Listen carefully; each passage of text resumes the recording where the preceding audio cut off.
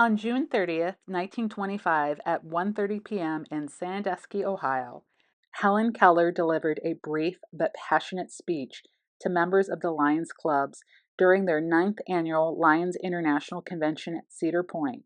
She called on them to become her Knights of the Blind in a crusade against darkness. This moment forged a lasting partnership between the Lions International Clubs and the American Foundation for the Blind. Dr. Kim Nielsen of the University of Toledo explains the context and significance of Keller's speech in this moment in history. Helen Keller started work with the AFB from its creation. She was at a point in her life, frankly, where she needed a job and an income. It also was a point where the AFB wanted someone who could do publicity, fundraising, outreach, garner attention, and support for those with visual disabilities, and they hired Helen Keller. She was fantastic at it.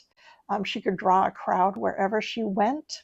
She visited nearly every state legislature in the United States, some of them many, many times.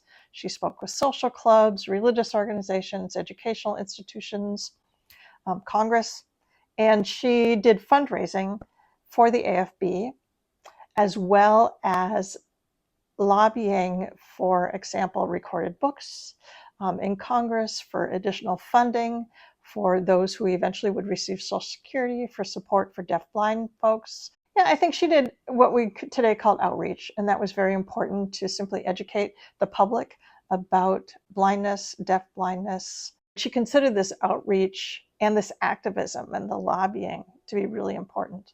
She really wanted to educate people on the lives of blind people. I think she loved the traveling. She loved talking with people. She loved talking to legislators and people in power, trying to influence them.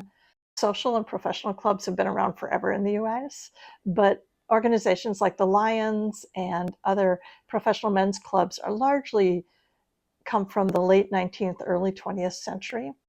I suspect one of the things Keller liked about Lions is that they were an international organization, and international education, outreach, philanthropy really mattered to her. And it was in the 1930s that she particularly began to travel across the globe, and she was shocked by what she saw about the daily lives of people with visual impairments across the globe. So I suspect that the global reach of Lions became increasingly important to her as she traveled across the globe. I love this image of Helen Keller at Cedar Point in 1925. I'm sure it was slightly different than it is today, but I love that image of her there. And I can only imagine that she would have loved roller coasters, considering the other things she liked to do in life. I think that her speech to the Lions in June of 1925 was important, particularly for the Lions, because it gave them a philanthropic focus that they continue to use today.